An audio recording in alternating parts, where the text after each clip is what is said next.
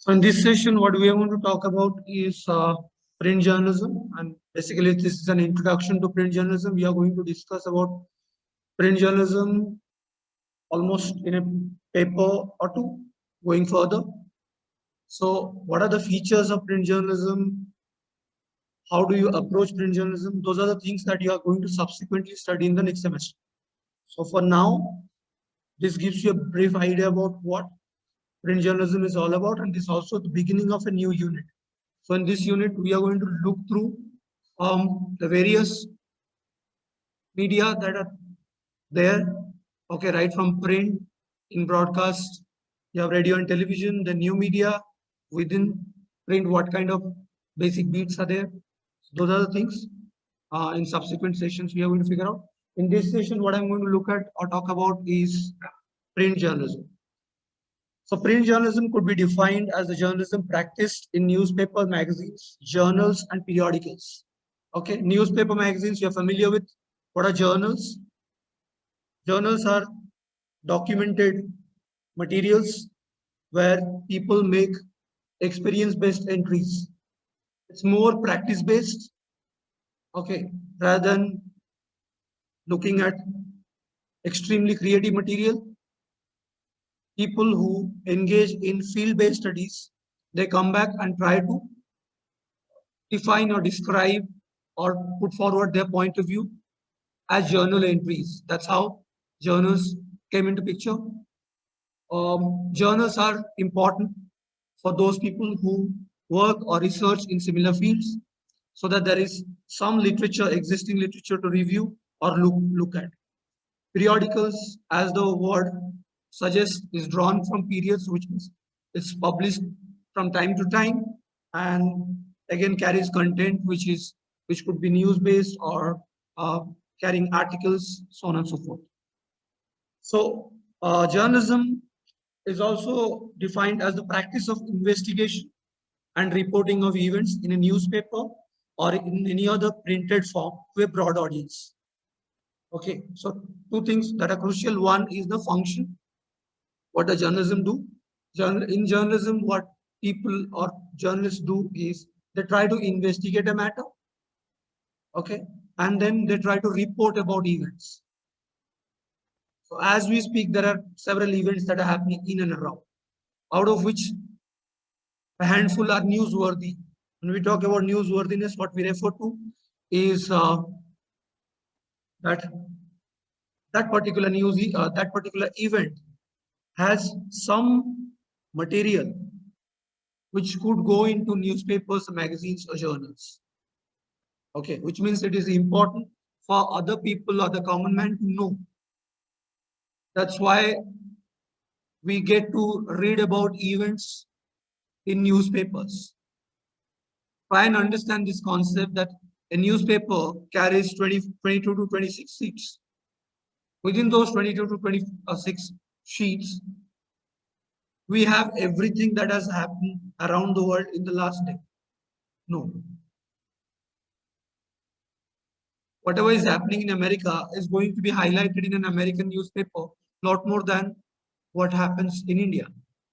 Similarly, in an Indian newspaper, there are pages dedicated to news events that are happening in our country, in our state, than what is happening in America, right? So this, let this part be very clear. A regional newspaper focuses on regional content primarily, highlighting issues, events that are happening locally. A national newspaper is going to dedicate more pages to everything that is happening in and around the country. Clear? And it aims to inform the intended audience of all the events and occurrences in the society, at least the majority.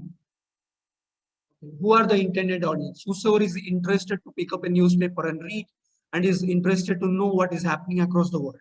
So their go-to space to stay informed about the happenings of and the occurrences in the society is a newspaper. Right now, that switch has happened when you have moved to digital.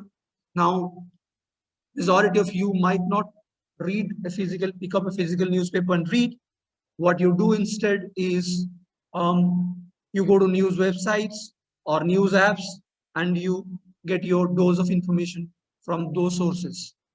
Clear? It also covers cultural aspects of society such as arts and entertainment while offering value-driven editorial content.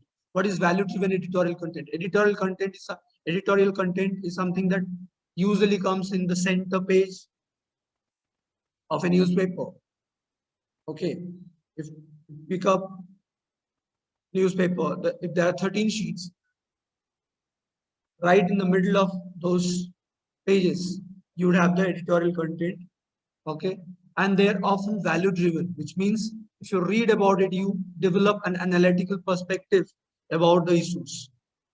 Whereas when you look at news events, what you read in the first few pages are mostly reports.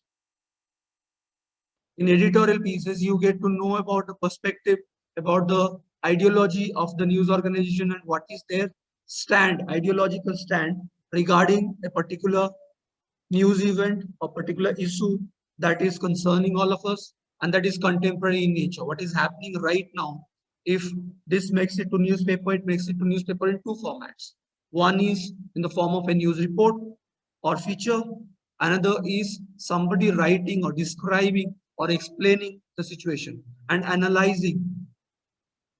So it is more to do with analysis and evaluation of that particular news story, of that particular news event, which makes it to the editorial page, which often reflects critically on the contemporary issues, along with interviews and opinion pieces by the experts.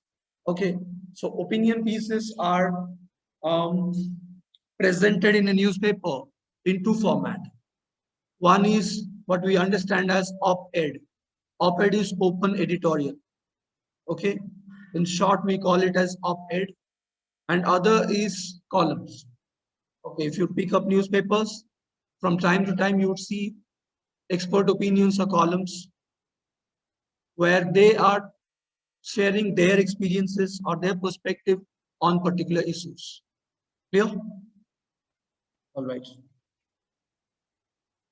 To talk a bit about the history, we are going to discuss about the history of print media in great details in the coming semester, because our paper is called Mass Media in India, where the focus is on all the medium that exists and their history. How did they evolve over a period of time?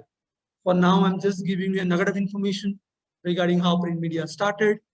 So in ancient Rome, Acta Diurna or government announcements were published regularly. So this is the first earliest form that the print media historians have traced, that the origin of print or the genesis of print media would pay homage to ancient Rome, and these announcements, which were called Acta Diurna, they were inscribed in metals and stones.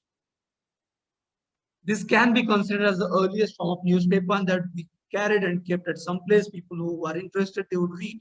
So this is informative in nature, though this is not physical newspaper, so to say. There is no paper-based information that is passed on, but it's considered to be earliest form because the nature of passing the information was very close to that of what a news paper produces.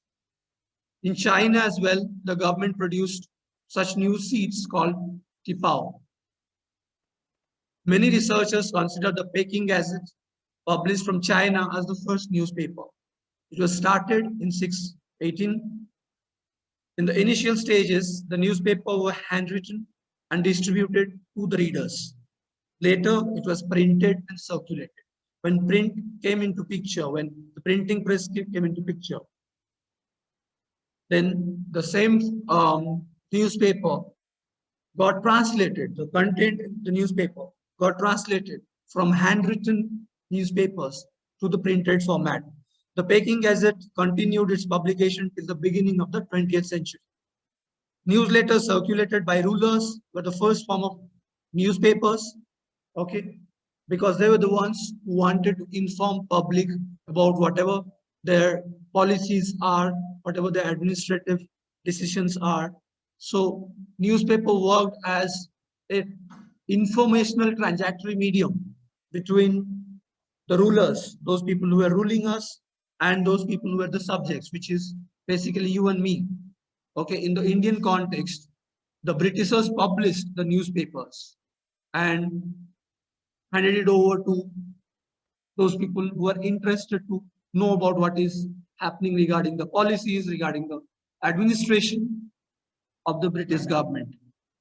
In India, the East India Company circulated such newspapers. Okay, if you trace how, I mean, I'm sure in school all of you studied that British East India Company is the first which began um, the British rule in India. Any idea about when it started? When did British East India Company got established in India?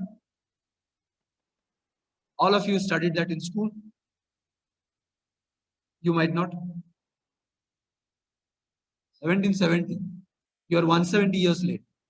1600 is when the British East India Company got established in India.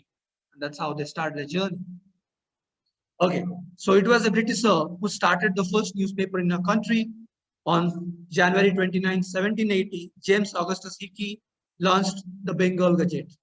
So Bengal Gazette or the Hickey's Gazette, also known as the Hickey's Gazette, is called as the first newspaper in our country. Remember, January 29, 1780 is when the first newspaper came into existence. In India, it was started by this British gentleman called James Augustus Hickey. Another title of this newspaper was called the Calcutta Advertiser. So Hickey's Gazette, Bengal Gazette, Calcutta Advertiser, it's one newspaper. It was called by different names, by different people.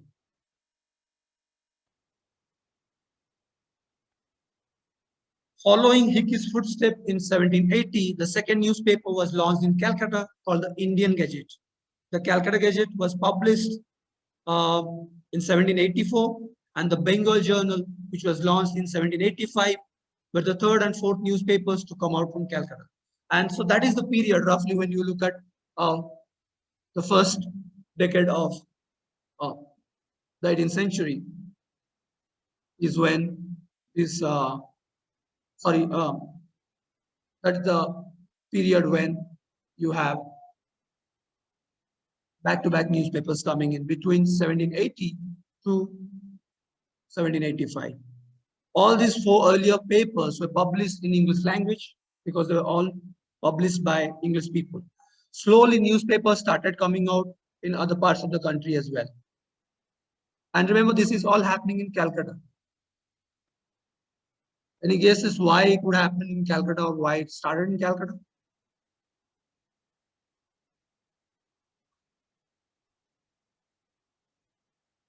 It was not the capital of British Empire, but it happened to be a presidency. And British East India Company's establishment was in Calcutta. And so it was very obvious that they would begin the newspaper from there. Towards the end of 19th century, many social reformers began actively campaigning for radical changes in Indian society. Remember, this is also the phase of Indian Renaissance. You're familiar with the word Renaissance? Okay, the cultural movement that would start. And that led to reformation of Hinduism, the move to abolition of sati, and efforts to encourage widow remarriage. And these were some of the reforms. That's also the time when Raja Ramohan Roy or Dayanand Saraswati would begin Brahma Samaj, Arya Samaj, and that's how the whole movement, gathered momentum. And these great leaders, what they did is they started newspapers in different parts of country, and this led to what we understand as the first phase of the newspaper revolution in India. Okay. And then that was subsequently followed up by Gandhi and other, because the cultural movement also kind of took a back seat when the Indian freedom movement started taking precedence, right after Gandhi came back from. Okay, so newspaper journalism, magazine journalism, newspaper journalism relates to collection and editing of news for presentation for a wide range of readers. Okay, remember that was the time when newspapers started out, and for the longest period of time, that was the journalistic information source, the only journalistic source of information for people. People who can read and write, for them, access to information was through newspapers only, till radio came out. Okay. Then magazine journalism provides skills to gather, write, and lay out news features for magazine publications. Magazine journalism basically would revolve around production of journalistic content happening for magazines. It uses interviews, background research, and writing to produce articles for consumers. What you read in a newspaper is radically different than that is offered to you in form of magazine. The tone of the writing is different. The content, or mostly in a lot more elaborative fashion or analytical fashion. So what newspaper does is compresses a particular event in the form of a news story and offers to you the same story if it is important and has a recurring nature to it, something that is massive and something that is going to recur for a while. You find those kind of content in magazines. For example, the ongoing farmers' protest. When it was at its peak, there are several news magazine covers, whether it's Frontline, Week, India Today, Outlook, they would carry stories covering the farmers' protest in a lot detailed fashion, right? So a lot of background research goes into those kind of stories because those people who are writing, they have the luxury to take time to research and gather all the data and put it in a feature story format. From the days of wooden block printing, that's how the earliest form of printing started off. Newspaper had gone a massive sea change. Technological revolution has modernized the print media. As you can see, for a long time, they were produced by hand composing. What is hand composition? That on block prints, if you go and you realize how there were hand blocks that were created and printed. If you go to traditional printing presses, they would still have hand blocks in which, letters were composed and put forward. Letters were replaced by monotype and linotype. Monotype and linotype are printing technologies. The way your text and your images are arranged, more so text. Okay, your alphabets and letters, whatever format it follows in the printing process, they are called monotype and linotype compositional techniques. In this process, a machine operated by a keyboard was used to compose letters, because letter composition becomes extremely significant. This also has become obsolete. If you can trace back, there are some places where you might still find, but less of a technology. Typesetting in computers, offset printing, and laser printing have taken over. Okay, in the earliest phase when computer came up, typesetting was the printing technique. Later on, offset printing, and now you have laser or digital printing techniques. In earlier days, newspapers were printed only in black and white. Lack of color, lack of money, and people, of course, didn't have the technique by then how to integrate color into the manual printing technique. So newspapers were black and white. Color printing was not possible at that time, but by now almost all the newspapers print color pages. Print glossy pages, different kind of things to attract, right? It looks good. Some papers print color only in supplements and special pages to cut down the cost. Color printing has made the pages look bright and attractive, right? We would prefer that. You may have noticed the fact that all newspapers are not of the same size.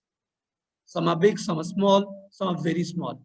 The newspapers are classified into three broad categories according to their sizes. One is called the broadsheet, second is called tabloid, third is called the Berliner or the Midis.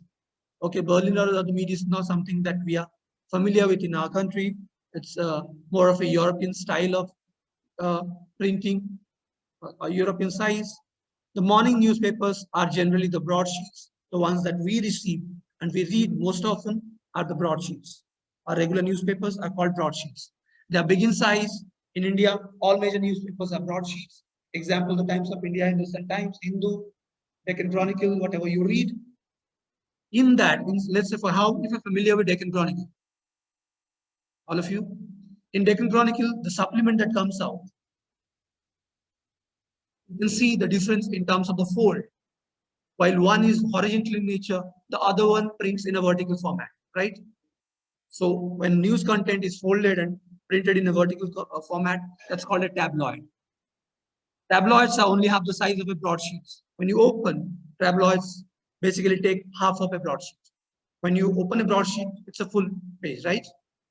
What tabloid does is it takes half of a broadsheet and folds it, and that's how you get a tabloid. In India, most of the evening papers are tabloids. Now, evening papers are not a fashion now, but in the 70s and the 80s and till mid-90s also, there were evening newspapers that used to get published, and they would always come in the tabloid format. Evening newspapers and afternoon newspapers. Anybody who is from Bombay here? Okay. In Bombay, there is a newspaper that comes called the Bombay Mirror.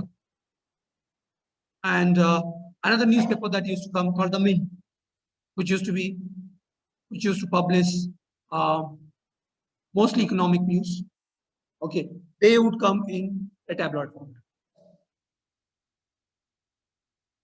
Berliners or Midis are very small newspapers. European papers such as La Monde and La Stampa are Midis. Mint is the name of a Berliner published in India, which follows that kind of format now, but not too many. In India, some magazines print special booklets in this format, very tiny ones that are inserted in newspapers. I'm talking about a technology which is not obsolete, but it has gone out of fashion since a long time, because the print houses are also finding it cumbersome to continue printing in that massive scale, because the readership has gone down. Okay, people do not prefer the printed format paper more, especially your generation. Okay, now a little bit about the process that is followed in print media. News gathering, one of the most fundamental tasks of a journalist is to gather information. Primary job of a journalist is to gather information drawn from the sources, drawn from the events that occur. The methods of gathering news and observation is called news gathering. Okay, you're collecting information basically from, you go to a place, something has happened. What you do is you collect information, who were involved, what happened. You ask around people and then start putting that data together. Telephonic conversations, research, and extensive interviews form an integral part of the news gathering process as well. So when you are not out there on the field, you are talking to people, you're talking to experts, you're talking to witnesses, and trying to take their point of view into account while developing stories. So your interviews, your telephonic conversations, and the kind of primary research that you do regarding a particular event, they all play a very significant role in the news gathering process. Then reporting. Give a spoken or written account of something that one has observed, heard, done, or investigated. So what you do is you prepare the document that you prepare after collecting all the data is called a news report. And that is drawn from the reporting technique that you have used, or the reporting process that you have. You have gone on to the field to report about something. So when you come back and you write, what you have produced is a news report. Basically, what you're trying to do is you're trying to cover an event or a subject as a journalist or as a reporter. Somebody who reports or writes is called a reporter. What are the various types of reporting? Objective reporting, investigative reporting, and interpretative reporting. We are going to study them in great details next year. Next process is called the editing. Editing is the process of cutting, shaping, reshaping, tailoring news to the desirable shape and size. Remember, there are two things here. One is there is always space crunch in newspaper, and there is always time crunch in broadcast. When you look at radio and television, there is always a time crunch. So what the news media houses do is they try to sell time or space to the advertisers because they sustain through advertising revenue. So airtime becomes a very significant part of the broadcast media. When we discuss about broadcast, I'll talk a bit more about that. For now, understanding print media, what you are trying to do is you're using a space in a paper to publish that story. So there is always a space crunch because you have to fit in so many stories into that. So your job is to write a news story in such a way that within a limited space of time, within a limited space, you can fit in your story. Is that clear? The most important news information comes right in the beginning. And remember, not every reader is going to extensively read through the newspaper. They are interested in headlines and what has happened. So they are interested in the brief information that you are putting forward in the first paragraph or two. So a lot of editing process goes into the story. It's funny, when I started my career as a journalist, the Times of India, the first story that I wrote as an intern, this was before I joined the newspaper. When I was interning with them, I went to cover, a summer camp, a summer swimming camp for children in the Begumpet swimming pool. GHMC pool is there, right? So they had organized a 7-day summer camp. I was super excited to see kids jump into the pool and come out, and had a good time there and filed a story. I was asked to file a story, and I went in, submitted to my editor, and waited to see when it is going to get published. So next day it was published. I frantically looked through the story and I could not find my story. I was a little disappointed, and I called my boss, asked what happened, why is my story not in paper? He said it's there. I said where? He said go to the snippets column. So when you go to the sports page, I interned with the sports bureau. So on the left side of that page, on the sports page, you have this small paragraphs, which is called snippets. So basically 6 line, 50, 60 words, stories which are published.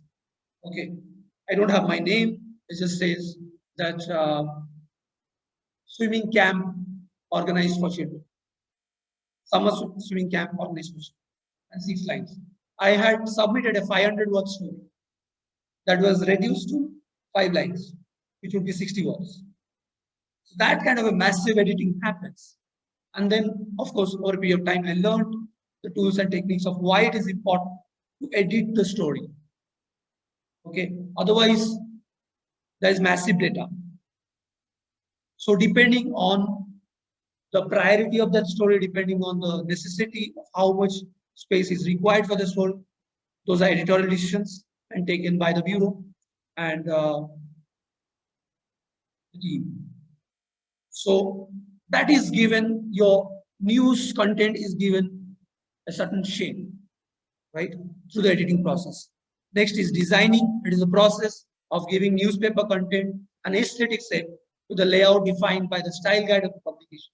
Every publication, whether they are a print, they are a newspaper house or a magazine publication, they all have their own style guides. Okay, what is the style guide that they need to follow? What is the recurrent fonts that they use? What kind of color tone? Or what is the flow of stories? So on and so forth. So what designers do is they take those news content and with illustrations, with photographs, with cartoons, with comic strips, with infographics, they try to give your story a visual shape so that it doesn't look all dry. Yeah, you see that in papers. Print journalism in any democratic country plays a significant role in creating, molding, and reflecting public opinion and shaping political, social, and economic development of country. I don't need to describe this because we had discussed public opinion formation and what's the role of media, uh, how it contributes significantly to that. So understand that newspapers or print journalism plays a very significant role in this. It has been largely responsible in bringing the world closer. When you read about things that is happening all across the world, you do feel connected. There is a subconscious connection that you tend to develop through the information that you receive because of print media. It is not only responsible for conveying news information to readers, but also readers can read expert views on all major fields like medicine, education, environment, entertainment, and other recreational activities. That's where op-ed comes to picture. That's where columns come to picture. That's where feature articles comes to picture. Okay, somebody who's interested in sports can straight away go to the sports page.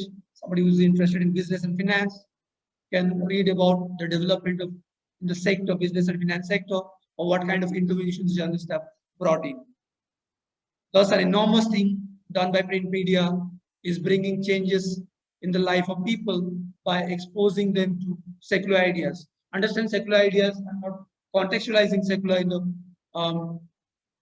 the conversation related to religion and using it in terms of diversification. That you are not exposed to only one type of content. If you are interested in sports, you have sports um, sports content. If you are interested in science, so when you scroll through a newspaper, you have all this, right? All kind of content, a variety of content that is offered to you, covered through events, through expert opinions, through op-eds, through all those kind of things. So yeah, that's more or less what I wanted to share or discuss about print media. I'll stop here. Thank you.